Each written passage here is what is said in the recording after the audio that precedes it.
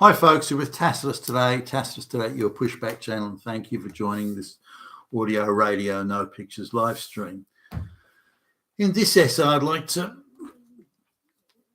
talk about, I'm just putting my glasses on there. I'd like to talk about situations where high-performing, hard-working, squeaky clean, straight white males are being fired for obscure reasons from such as he just didn't feel right. I don't know. He just didn't, he kind of didn't really fit our culture. Or, well, some of the affirmative action hires were saying that he made them feel bad because he starts work early, he finishes late, and he's always working hard, and so they just found his hard work ethic offensive, and we just thought it was easier to let him go, that type of stuff. Now, at the same time, and I came across another one. I've come across a few of those, but another one recently. At the same time, there's also people that are kept on not being fired. Some of them in executive roles, by the way, and they're either they're barely attending work, or they're in really bad shape when they do. So let's have a look at some of those. Now, there's a number of ones here I'll go through. There's two alcoholics, and they're in a bad way, and they're spending a lot of time in alcoholic rehab, and they're constantly relapsing, so they're staggering around drunk in the office, that sort of stuff. They're told to go home and try and sleep it off. Instead, they go to the bar and drink some more, and yet they're not getting fired. You'd think they would be, for repeated offences of turning up to work drunk. You'd think that would be an easy one to fire them, but instead, no, they're kept. Their work is obviously of a poor quality, and they're being, they're not there that much because they're in rehab, and yet their pay isn't being docked. They're still getting paid. Their paycheck still arrives.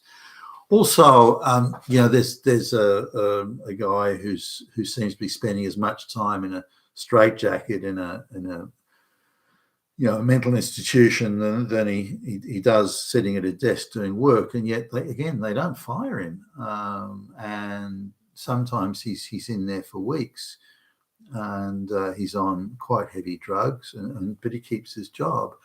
There's another lady, and she was at a meeting where there was a lady, just a woman at this meeting, and she just sat there with this funny, dreamy, glassy-eyed look on her face, with this strange sort of smile, and just sat there, and she couldn't even utter one word of any sense.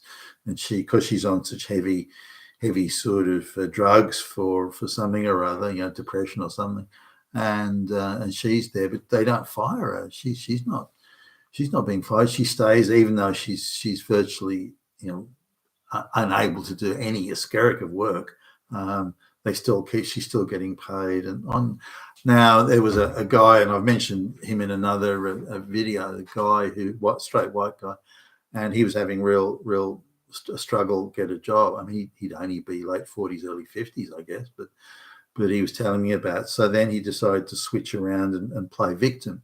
So the next interview he went to, he said, well, he's had multiple heart attacks, and his health is really in question, and they hide him on the spot. I mean, he laughs about it, but he only has to say that. He only has to invoke the victim card, and he'll get a job straight away. Now,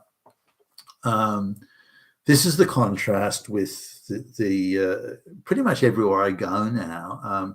Wherever we go in terms of the work we do, whenever I come across a capable straight white male, then I can almost guarantee, I don't say anything to the guy, but I almost guarantee that he's on the list of people to get rid of, because he's straight, he's white, he's male, he's hardworking, he's diligent, conscientious, very capable, he's a high achiever, and you almost know that they're going to get rid of this guy. And yet, if I come across or any of us, any of my colleagues, or I come across somebody who's, the alcoholic or the drug addict, or he's in drug rehab again, and this sort of stuff, then I know that he won't be fired, and or he or she's still going to have a job, tomorrow, next week, next month, and next year, and so on. And yet the opposite, in reality, the opposite should be the case. The high performing guy should be keeping the job, and these people who are clearly in a bad way, and I feel bad for them. Okay, it's they're alcoholics or drug addicts or something. I feel bad for them, but they still have to clean up their act. They're non-viable employees, completely non-viable. Now, if we assume business, and these are in supposedly, not all of them, but supposedly in commercial businesses where you'd think at least having employees that can function would be a minimal requirement of keeping a job, but it's not anymore.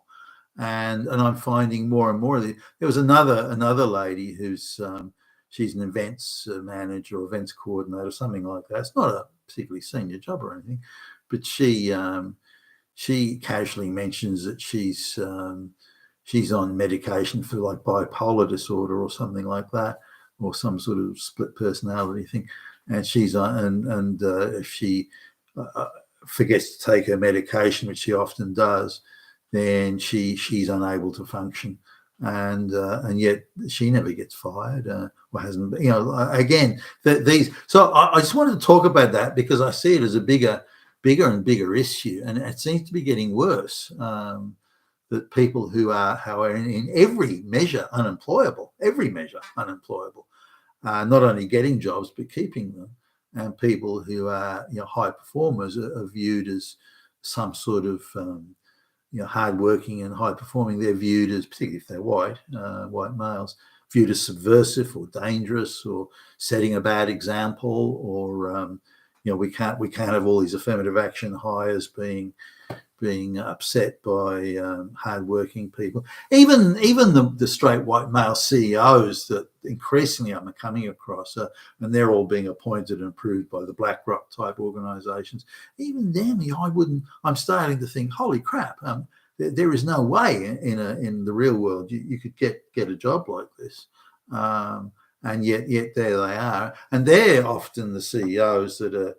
They're getting rid of the straight white male. There's a woman took over an organisation, or was appointed CEO of an organisation, and her job quite clearly was to just get rid of all the white people. That was it, or straight white people. And so, and again, she's been appointed by a BlackRock type group, and how could you find people to do that?